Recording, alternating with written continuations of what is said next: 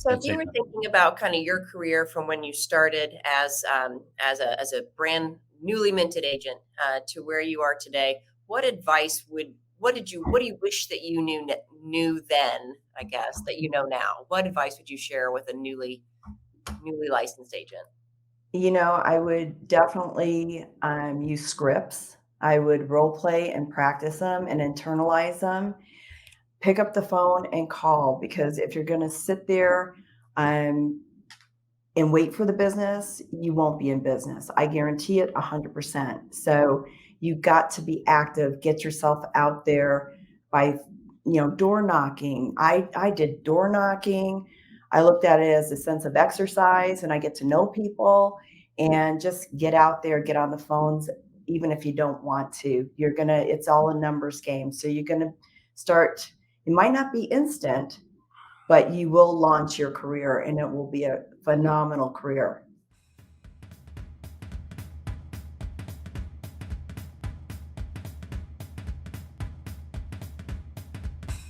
it's that time. Welcome to Roadmap. How to take 3 listings a week until you're ready for more. Each week, we interview a great agent who's consistently taking several listings each month, and we have an exciting guest today. We encourage you to take notes and apply as much of their knowledge as quickly as you can, and then use the copycat principle. Let me introduce my co-host from the greater Cincinnati area, Sarah Close. Welcome, Sarah. Hi, Ren. Thanks for having me. Sarah, it's a real privilege because she has been doing this for a good long time, and you own and co-own several real estate offices in Southern Ohio, serving Northern Kentucky and Eastern Indiana. Yep. And 550, 560, 500, somewhere in that range, Right mid about 500s in agents, and runs a team. And for many, many years, starts the day off, headset on, shoulders back, smile on face. Yep. And what the goal for their sales this year is? 250 for this year. 250 for this year. You on track? We're a little behind. We're working on it. You're a little behind. Okay. But you know the recipe. We do. Mm-hmm. Good. So that's a lot of fun. And it's nice to have a co-host with such a wealth of experience. No, that's nice. Happy So to be here. So we have an agent who, I don't know how this works out, how you can have an agent that lives and works in paradise. Sure sounds like it. She does. And this, it's an area called Payson, Arizona. And it's just breathtaking and gorgeous. Maureen Buchanan, welcome. Thank you, Ren. Hi, Sarah. Hi, Maureen. Thanks for coming today. Thanks for having me. I'm honored. So let's dive in. I want to learn all about what you're doing, what the answers to everything is. What is that? The world's yeah. How do the people? How do how do we help the folks that are watching this add an extra listing a week, maybe 2 listings a week, depending on where they are in their career? Add an extra listing taken a week, and for most of us in the U.S., with a few exceptions, a well-priced listing taken you get paid about 6 weeks later. Yep. So that's a good formula. Yeah. Good. Yeah. Tell us a little bit about your business. Well, I live up in the Rim Country, it's called. My real estate office is in Payson, Arizona, but I handle other areas as well. I am a single agent. I don't have a team. I have an assistant that helps me out as far as doing lock boxes, meeting with people, setting up different appointments, so on and so forth. Mm-hmm. Is that a full-time person that helps you? It is now. It is Okay, a full-time great. person that helps me. Yeah, I had to go full-time. It was just way too much. So, and as far as your target units for the year, what does that look like for you here in 2022? In 2022, it's going to be 63 Awesome. deals closed, and Great. I'm on target to do that. Terrific. What do you find your breakdown to be between buyers and sellers normally? My breakdown for sellers is about 80%. And then off of the sellers, a lot of times, I'm primarily a listing agent. And then I deal with buyers. But a lot of times the buyers are calling because of the listings. So I'm Sure. able to double in those transactions, which is really Nice, nice. nice, nice. Imagine. Yeah. Right. And then the rest of them are probably just homeless people that you've gotten because you've sold their home and they have nowhere to live. We live in paradise. There's no homeless. Well, no, I mean, you sold their home, they have nowhere to live. You sold their home. You have to get out on Wednesday. We've sold your home. You help those people, don't you? Absolutely. I'll make sure that they have a home to go to and they won't be on the streets. Good. So tell us a little about that's a really exciting ratio of listings to buyers as far as like quality of life. Tell us a little bit about what your lead generation looks like. How have you been able to purposefully develop that business? That's a great model that you're working. Thank you.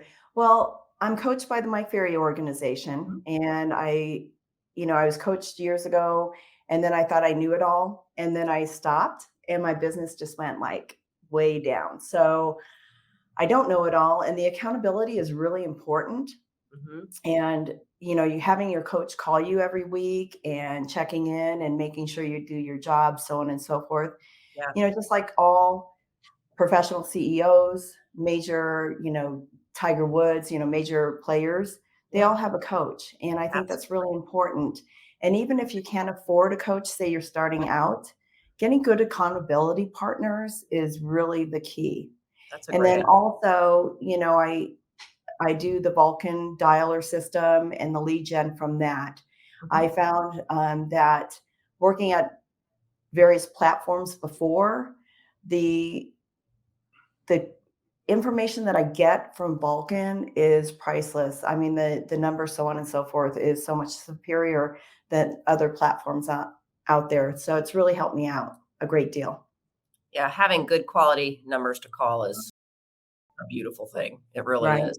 So, talk to us a little bit about your lead gen anatomy. When you think about approaching your lead generation, what are your goals that you set for yourself? How does the anatomy of your calling or prospecting time work? My prospecting time works, I'm very schedule prone. So I have a schedule, from the time I wake up in the morning to the time I get to the office. I know exactly when I do my role play. I Mhm. have role play partners, and then I get on the phones and prospect. And I Great. don't stop until that time is up. And then if I didn't meet my goals, then I will continue to prospect in the afternoon. It's all about the numbers. It's a numbers game. I gotcha. So when you set your prospecting goals for the week, is that a certain number of contacts or a certain number of appointments set, or what do you use as your metrics? What's motivating for you? The metrics is the amount of appointments I set, Mhm. because if, you can prospect, I'm not gonna stop in 2 hours just because I met my contact goal. I'm gonna Mhm. continue on until I can try to get an appointment, do everything I possibly can to get an appointment. And one thing I learned years ago is, if you were going to lose your job, say, this is a job, a career, and say your boss was there and said, if you don't make an appointment today, you're fired. So that's the mentality I have, that Mhm. if I don't make an appointment today, so it's not necessarily the contacts and then I quit, or the Mhm. number of hours I spend prospecting. My goal is to set that appointment. Wow. How did you acquire that mindset? That is a difficult mindset to acquire because they tell themselves a story. Well, I can do this tomorrow. I'm not going to be fired. I am self-employed. And if it was a real job, they would be doing exactly what you're doing. But how do you do that? I did it through coaching. It wasn't easy because there's no accountability when I come into the office. First of all, I'm usually the only one here until my assistant gets in here. Sometimes I see no other realtors at all for the whole day. So it's just a portion of the accountability and having really good, strong accountability partners to keep you on track. So if I need to set that appointment, I just think in my mind, okay, my job is to get into the office, get on Vulcan, do the dialer system, and set that appointment. And if I don't, I'm going to, I'll fire myself, type of thing. It's just a mindset. I know. It's just, I acknowledge how great that is because that's not an easy task to It really the is. the mindset piece of our business. It's not that this is not an easy thing. You pick up the phone, you call through, you follow a script. It's simple, but I mean, the mindset piece is the, I think it's probably the largest piece. Wouldn't you agree, Sarah? Yeah, absolutely. Yeah. Absolutely. So And, that's pretty amazing. So the coaching is what drives that. Is that right? It is, because if I'm paying for a coach, right. I need to do what my coach tells me to do, because you know what? They're at a higher level. That's why they're coaches.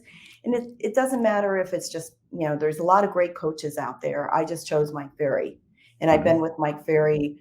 Like I said, I stopped doing it because I thought I knew it all. And then I saw my business decline.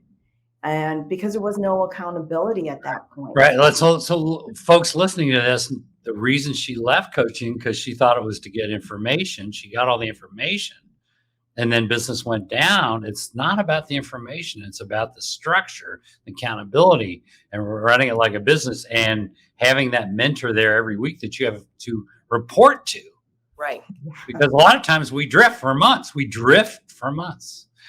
But if you have to, every 7 days, she has a coach calling her up at a certain time and saying, Maureen, what in the heck are you doing? Right. Every 7 days. What in the heck are you doing? And if you have that, I don't care who you sign up with, but get somebody strong that's going to hold you accountable. Would it be fair to say whatever you pay, there's a yield of what, 10 to 1, 20 to 1, 30 to 1 on whatever you're paying for coaching? The thing is, to me, it's maybe 2.5 deals, depending on the commission. Yeah. To me, it's priceless. Like I said, I thought I knew it all. I didn't do the coaching. I quit. And then I was losing business. I was losing that track because, we're all human. And at times we have squirrel moments, is what I call them. I think I need to work on this file, or I think I need to do this or do that. And it's not gotta work on my pending singular. And like I said, Bren, we're all human. We all have those squirrel moments. But I know Wednesday at 1:30, I'm on a coaching call, and I better have done what I needed to do. Otherwise, it's not going to be a pleasant call. Yeah. So you're hiring a boss, basically. Well, yeah. Right. And when you quit for a little while, you saved 12,000 and lost 80,000, something like that, right? Well, I saved 12,000, but I lost 80,000. Right. But like I said, if people are starting out brand new and they can't afford a coach, that's okay, because I started out brand new at 1.2. It's just really important to, there's the Take 52 groups. There's a lot of great community within Vulcan that you can sign up for and get the accountability that you need, and not have to pay for it. But you have a strong network, which is phenomenal, and that will take you alone to the next level. It's a good place to get them started. And in the long haul, if they get involved in coaching, they're going to catapult way beyond the basic best practices. Exactly. So yeah, I can't say enough about that.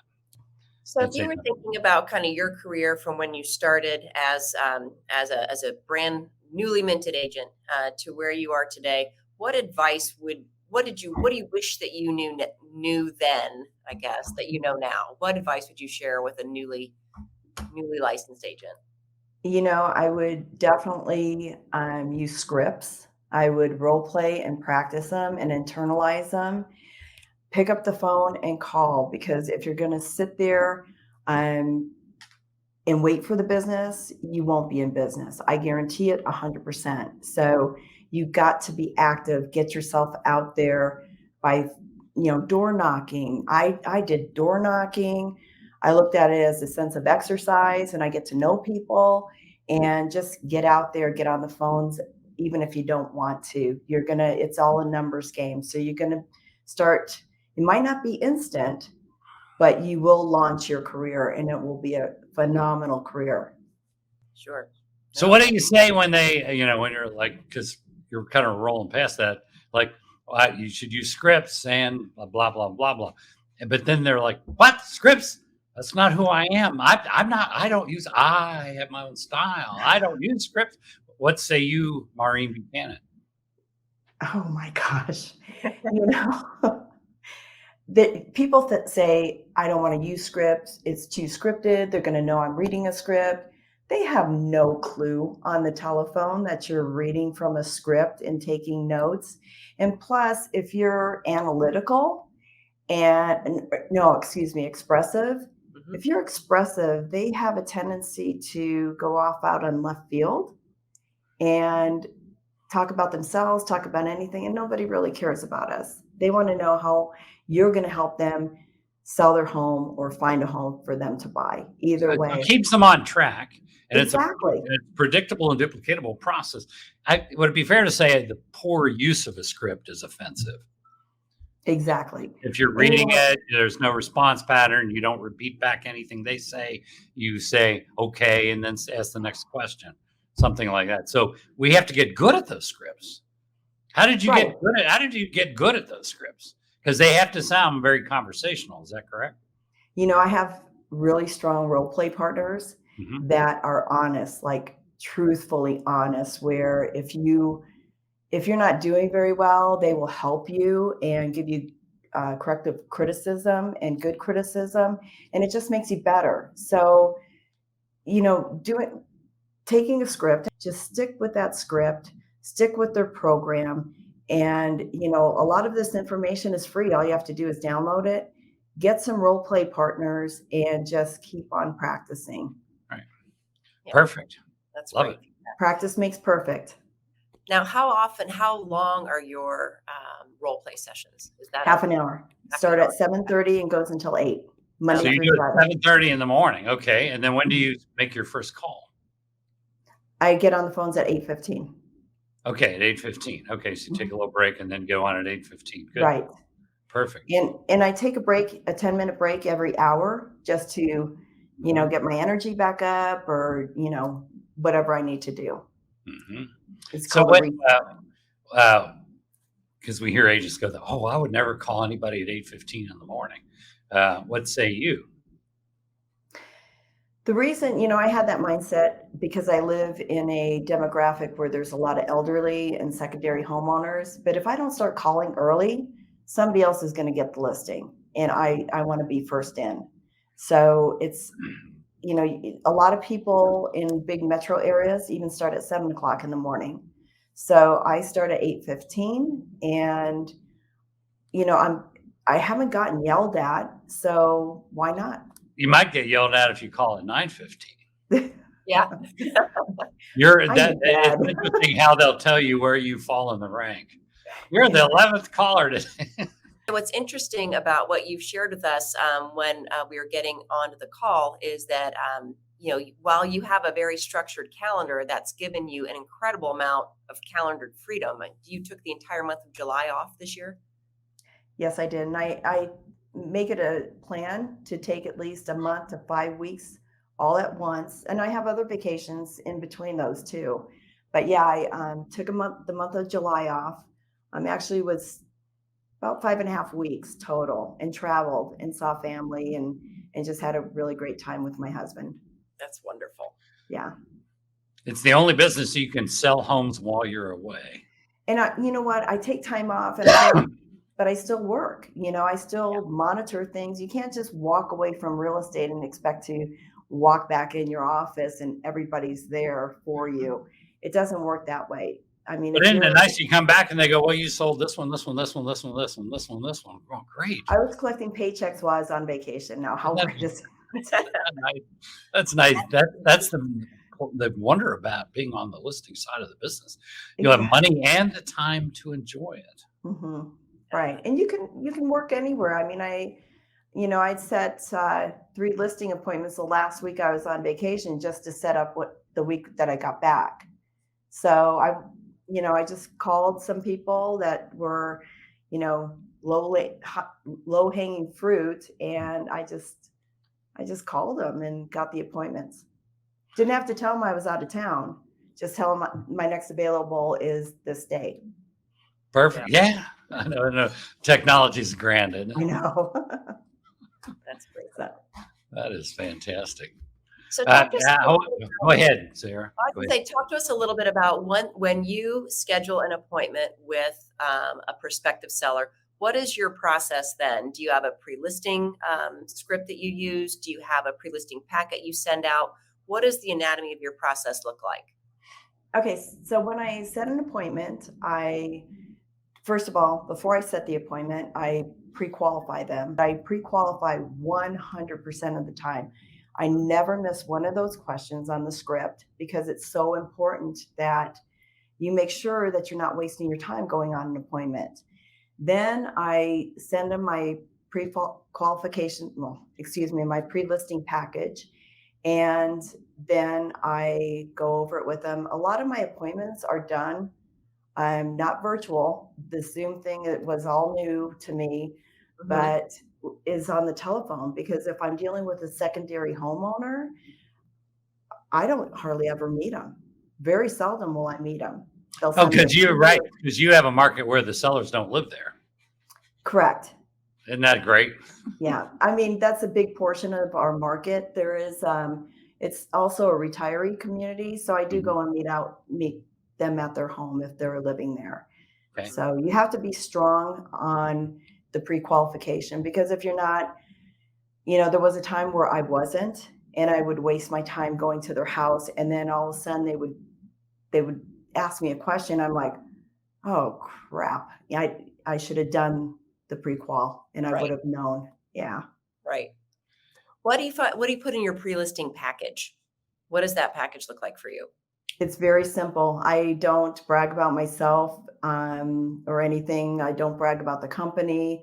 I do a nice cover letter, which is very brief. I'm a driver, so I don't like to go on and on. That's it. And the contract and all the documents with the contract. Ready to sign, with a place to sign? Ready to sign. So they get this thing with contract, and nobody else is sending a contract, and you're sending a. Now, the $20 million question, are you sending them comps? I do send them comps in there because I already set the price on the house. I'm not afraid to put the price on the contract documents that I send them.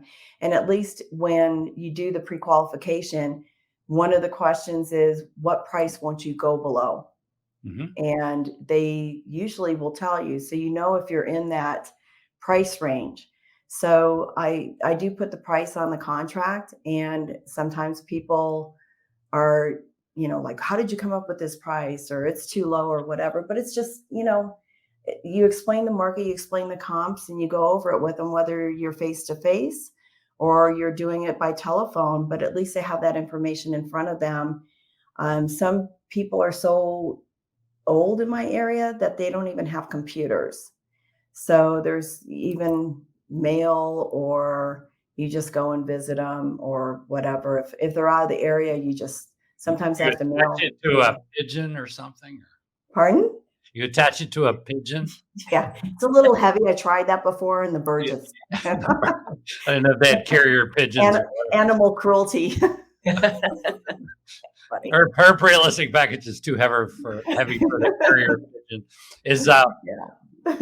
So this is what I hear from time to time. My coach told me I need to send a full contract and a CMA with a price circled. And they said they wouldn't go below 400, and really they need to be at 350. And they call me up and they're offended, and they say, well, you might as well not come. What do you do when that happens? Well, if that or does it happen very often? No, I can't really even answer that, because it really doesn't happen, because you've already gone through the pre-qual, so you know where they stand. So a lot. But if you're $50,000, you've done the comps, you sent it to them, and they're like, she didn't listen to us. We said we wouldn't go below 400, and she's saying 350 all day long with a big circle around it. Tell her not to come out. I mean, you don't get that? Very seldom do I get that. But if I do, I still confirm the appointment. I go over the pre-qual, make sure that nothing's changed. I ask them the questions over. And if they're motivated enough, it's all in the motivation. If they're really motivated, then very seldom will they may yell at you, but they get over it. That's one of the first things that we'll cover when I see you tomorrow at 4. Okay. What is the upside of having them see that price 24 hours before you arrive? What is the upside of that? The upside is because you know what the objection is going to be so you're not blindsided when you come in the door. You Does know it what make the it easier for them to not need to think it over anymore on the price? And then 24 hours later, your competitor is there? If they voice it to you that they're upset about the price, that's the objection that you're going to get. You still confirm the appointment, you still go on the appointment, and by that time, a lot of times they've cooled down. It's not all about the price of the home. There's a lot of different factors that come into play. Okay. Anyone can ask anything for their home, but is it going to sell? Right. Folks that are listening to this, and I know many of you, you're just bringing something and like, this is why our company's great. This is why I'm great. And then you're asking them where they're moving to as soon as you get there, as opposed to ahead of time. Poor pre-qualifying. Look at what she's doing. Was there a stage, Maureen, where you didn't send over the comps with a final price, and where you did? And if so, did you notice an efficiency piece when you started doing it, or have you always done that? No, I was scared too. I was really So what did you afraid. notice? So now you're doing it, and you probably, I don't think you're going to go back. Why wouldn't you go back? Because I've had more success putting the price on there. Even if they were to yell at me or call me names or whatever, at least it's out in the open. And I know when you don't put the price in, and I know a lot of successful agents don't, and that works for them. It didn't work for me. Mm-hmm. I was afraid to put the price in, but then I noticed when I did have the listing appointment, whether it was on the phone or in person, and they were still mad because they didn't get the chance to vent that. It was all festering inside them. So you walk in the door and it's just like, poof, right in your face. And it's really hard to overcome it at that point. You don't handle objections. At least I don't handle objections over the phone. That's a major no-no. I handle them in person, but at least I know what I'm walking into, whether it's, in person or on the phone, and I don't have surprises anymore, which is really, really nice. So yeah. So if you're going into a wasp nest, you know where the netting or whatever, right? So it sounds like this works, and I'm guessing they're just blown away by your extremely high level of professionalism. Nobody sends over a contract ready to fill out. Nobody sends over comps with the bottom line number circled. Everybody sends over braggadocious material, and yet you do not. It's bound to stand out against the other people they're talking to. What's your batting average? You go on 10 appointments, 10 competitive appointments. How many do you take? How many say that again? If you go on 10 listing appointments where you're competing, how many of the 10 will you take? Because you're qualifying, sending at least 8. Mm-hmm. Folks, you know what the average is? It's 10 to 20%, and she's at 80+%. So there's something good.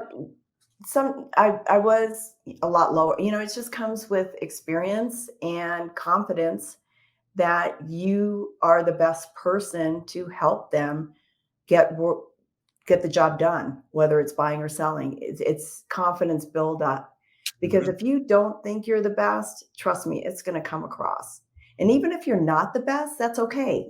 Fake it till you make it type of thing. Right.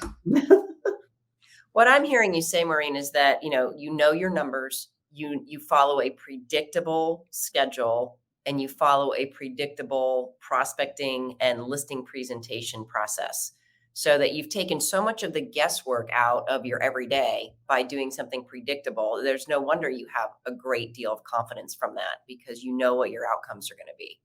Really makes a difference. It does. And I track my numbers. I track the numbers of our area. So, the question people want, if I'm in the grocery store and someone asks me, hey, how's the real estate market? I can tell them as of today, we have 147 homes on the market. And last month, 35 sold, and can you believe it? The market, and, you come across as a professional instead of, Oh, real estate. Oh, it's good. Oh, it's wonderful. You know. Right? They're like, you don't know the numbers. You're just watching the news like I am. Okay. That's very funny. That's very funny. This is fantastic. This is powerful stuff. So this is powerful stuff. I'm grateful for this, and I think this is going to help a lot of people. And I need to revisit that whole thing. I remember wrestling with that. He wants me to give him a CMA with the price circled. Oh no! But it works, and you have no intention of going back. Well, when you didn't, You're taking 80%. Something's working. yeah, something's working, exactly. So, if it works, stick with it and just get better at it, regardless of however you do your business. If something is working, stick with it and give it your all. Every day, give it your all, and you'll be successful beyond your wildest dreams. Awesome. And you are. What's the best way for people to reach you? Because they're going to want to reach you for a variety of reasons. Some to send you business, hopefully some to buy a house there, or to ask you a question here and there. What's the best way for them to reach you? They can reach me on my cell phone, which is 928-951-0525. Super. We appreciate this so much. We'll have to do this again, see how things are going, and learn several more things. So thanks for the contribution you've made to a lot of people on here in their path to being able to take an extra listing every week and to get it sold. Yeah. And to go on 10 appointments and take 8, which means that the other 2 that you didn't get, one, you probably turned them down, or did you turn both of them down? I don't know. What's amazing is with the market shifting, right now it's definitely shifted in my area, and it's really shifted fast.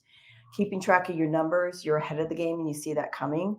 And it doesn't catch you off surprise, but I have turned down more listings this last probably 4 weeks.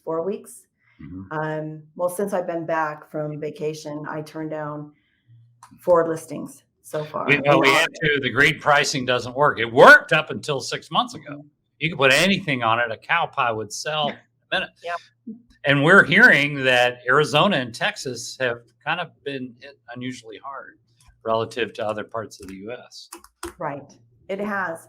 And, with that being said, if the people that came on during the I call it the code buying frenzy, those people, they hit the market as realtors, right away, and everything was working.